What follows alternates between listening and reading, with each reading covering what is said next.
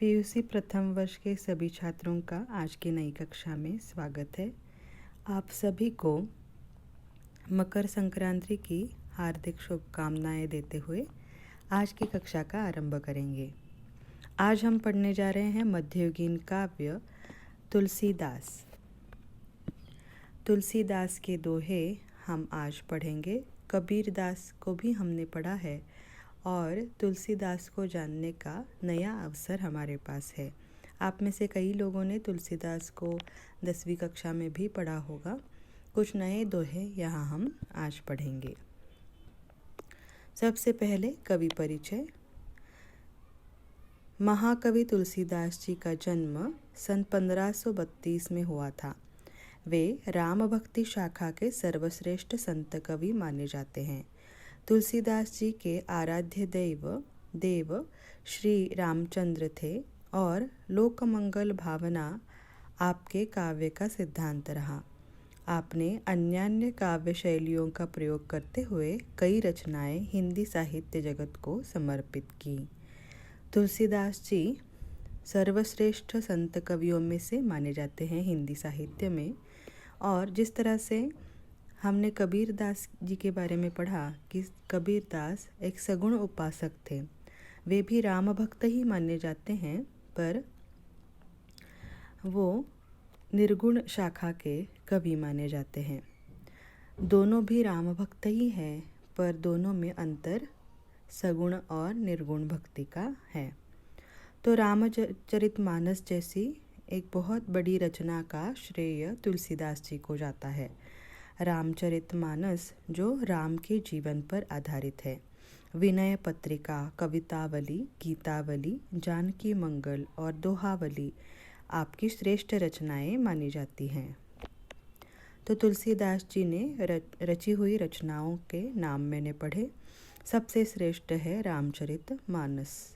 तो रामचरितमानस में श्री राम का जीवन पूरा चरित्र के रूप में बोला गया है। आज हम उनके कुछ पद पढ़ेंगे जो कि बहुत ही अर्थपूर्ण और प्रेरणादायी है। तो पहला पद, कुल मिलाकर कुल मिलाकर 10 दोहे हम पढ़ेंगे और हर कक्षा में जितने हो सके 3-4, और उसमें मैंने हर एक स्लाइड में दोहे के साथ उसका भावार्थ भी बताया है।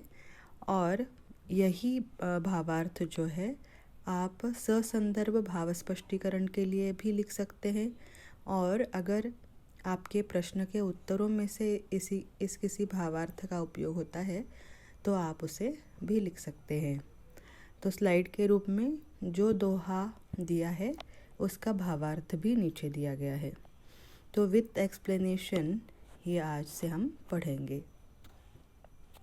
एक भरोसो एक बल, एक आस विश्वास, स्वाति सलील रघुनाथ जस, चातक तुलसीदास।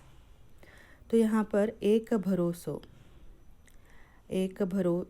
यानी भरोसा, किसी पर विश्वास करना, यकीन करना।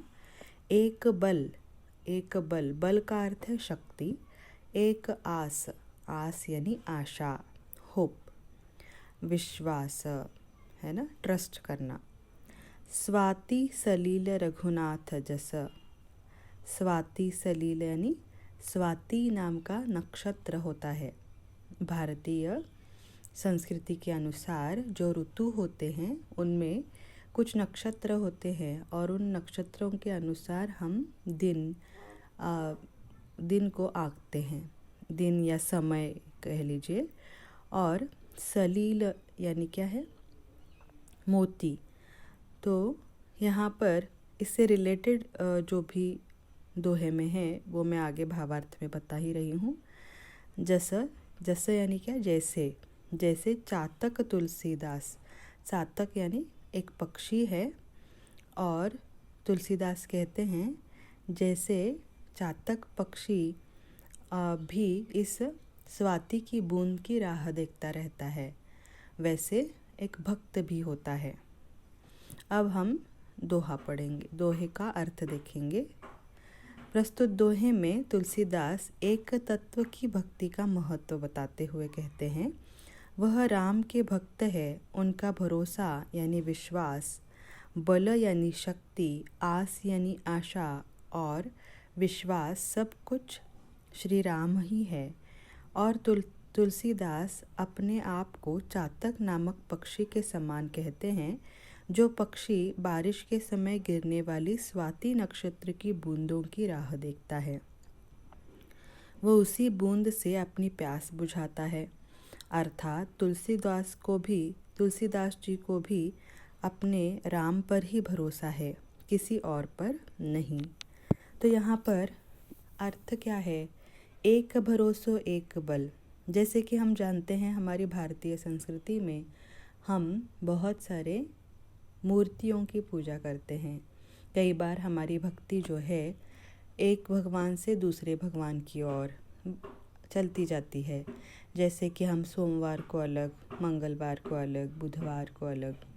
तो ये मूर्ति पूजा या अन्य प्रकार की पूजाओं में हमारा ध्यान भटकता रहता है, यानी भक्त का ध्यान इन जनरली। तो यहाँ पर कहा गया है कि वह प्रभु एक ही है और मेरा विश्वास भी एक ही है। मेरा भरोसा, मेरा विश्वास, मेरी शक्ति, मेरी आशा, ये सब एक ही है। और जो प्रामाणिक भक्त है उसका भगवान एक ही होता है। और सभी धर्मों ने यही कहा है कि भगवान यानी एक ही है, सबका मालिक एक, हम सुनते ही हैं। पर इंसान के विश्वास को बढ़ावा देने के लिए अलग अलग भगवानों के नाम धर्म, जाति, प्रथाओं में हम देखते हैं। तुलसीदास का कहना है कि सभी भेदभावों से ऊपर उठो और एक तत्व की आराधना करो। एक ही भगवान है, एक ही ईश्वर है और उसी को मैं मानता हूँ। एक ही मेरा भरोसा है, एक ही मेरी शक्ति है और एक ही विश्वास है। जैसे कि चातक पक्षी केवल जो है स्वाति की बूंद को ही पीकर अपनी प्यास बुझाता है, वैसे मेरा विश्वास केवल प्रभु राम जी पर है और दूसरे किसी भगवान पर, किसी शक्ति पर मैं विश्वास नहीं करता। यहाँ पर ऐसा नहीं है कि अलग अलग मूर्तियाँ, यहाँ पर अलग अलग प्रकार, जैसे हमारा भाव वैसा भगवान, यानी हम जैसे हमारी ज़रूरत बदलती है वैसे हम भगवान को बदलते हैं, वैसे नहीं होना चाहिए। एक ही विश्वास, एक भरोसा हमारा हमेशा होना चाहिए। तो यहाँ पर उन्होंने केवल उदाहरण बताया है कि स्वाति सलील। और एक बात क्या है कि जैसे ही ये स्वाति नक्षत्र बारिश के महीने में स्वाति नक्षत्र की बूंदों में, स्वाति नक्षत्र के समय जो बूंदें गिरती हैं उसका अलग अलग प्रकार से परिणाम होता है। एक महत्वपूर्ण परिणाम यानी क्या कि इस नक्षत्र की बूंदें अगर समंदर में गिरती है तो वो सीपी में मोती बनकर उभर आती है।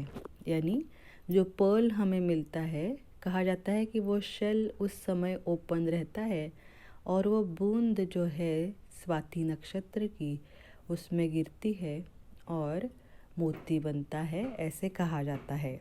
इसका और एक अर्थ भी हो सकता है जो बहुत ही सेंसिबल है कि मोती जैसी वस्तु, मोती जैसी चीज़, अमूल्य चीज़ बनने के लिए बहुत समय लगता है और उसे बहुत पेशेंस लगते हैं।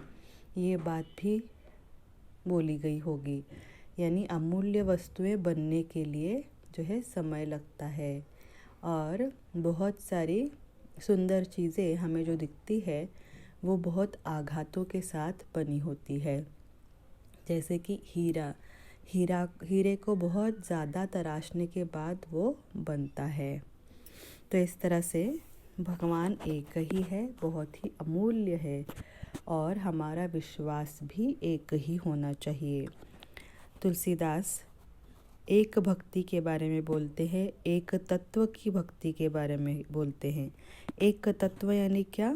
एक ही विश्वास, एक ही प्रभु, एक ही परमात्मा है और उस प्रभु की, उस परमात्मा की, उस नेचर की आराधना हमें करनी चाहिए। उस रचयिता की पूजा हमें करनी चाहिए। उस रचयिता की पूजा ही नहीं, उसके सामने हमें नतमस्तक होना चाहिए। हमेशा उसके बारे में रिस्पेक्ट हमें होना चाहिए। ये बात यहाँ पर हमें तुलसीदास कह रहे हैं। आगे दूसरा दोहा देखेंगे।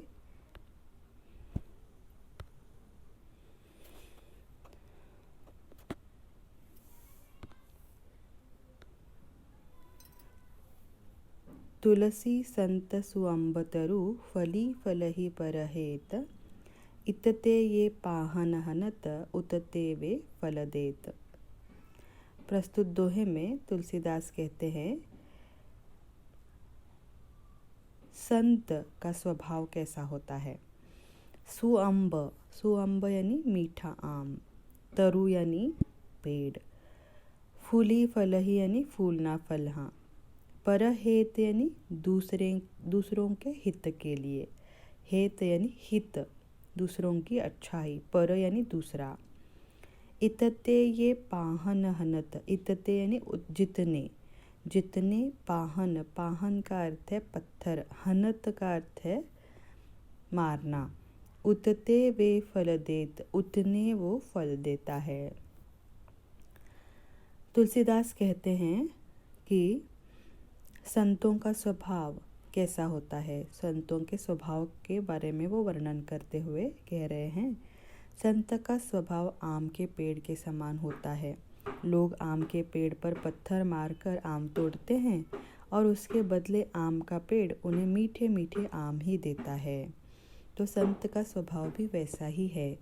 लोग उनको नाम रखते हैं, उनको बहुत ही ज़्यादा ह्यूमिलेट किया गया है। अगर आपने इतिहास देखा है, बहुत सारे जो महान संत हुए हैं हमारे देश में, तो उनके बारे में अगर उनका चरित्र आप पढ़ेंगे, उनके बारे में आप जानने की कोशिश करेंगे, तो उनको जल्दी एक्सेप्ट नहीं किया गया था। तो उनकी अच्छाई का फ़ायदा हमेशा लिया गया। तो ऐसे यानी क्या, तुलसीदास कह रहे हैं कि आम का पेड़ भी वैसा ही होता है।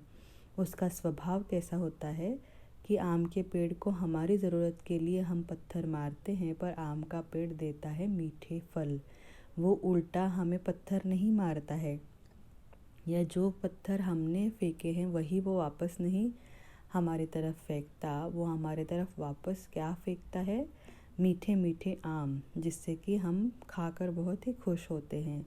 पर उसको हम क्या करते हैं, यातनाएं देते हैं, पर वो हमें मिठास देता है। और तुलसीदास के अनुसार संत का स्वभाव वैसा ही होता है। वो फूली फल ही परहेत, यानी वो अपने स्वभाव से लोगों की अच्छाई को चाहते हैं। वो चाहते हैं कि हम सुखी हो जाएं, हमारा जीवन सरल और सुंदर हो, हमारे जीवन में दुख ना हो, हम हमेशा आनंदी रहे, खुश रहे। ये हर संत की कामना होती है। तो तुलसीदास कहते हैं कि फूली फल ही परहेत, यानी दूसरों के लिए ही संत हमेशा जीते हैं। जैसे कि आम का पेड़ या कोई भी पेड़, कोई भी वृक्ष ले लीजिए, कोई भी नेचर ले लीजिए, वो अपने लिए नहीं, वो दूसरों के लिए ही जीते हैं, हमारे लिए, मनुष्य के लिए वो जीते हैं। और हमारा भी जीवन वैसा ही होना चाहिए। हम कभी ना कभी दूसरों के उपयोग में, परहित में, लोगों के हित में हमारा जीवन यापन करना चाहिए। ये सुंदर अर्थ देने वाला दोहा है। संतों का स्वभाव कैसा होता है। संतों का स्वभाव कैसा होता है, मीठे आम की तरह। जितने हम पत्थर उनको मारते हैं, उतने मीठे आम हमें वो देते हैं। इतते ये पाहन हनत, पाहन का अर्थ है पत्थर। तो इस तरह से दो दोहों का अर्थ हमने आज जाना है। आज के लिए इतना काफ़ी है। अगले जो दोहे हैं वो हम अगली कक्षा में पढ़ेंगे। जो अर्थ समझ में आया है वो दोहों का अर्थ आप अपनी नोटबुक में उतार लीजिए। धन्यवाद।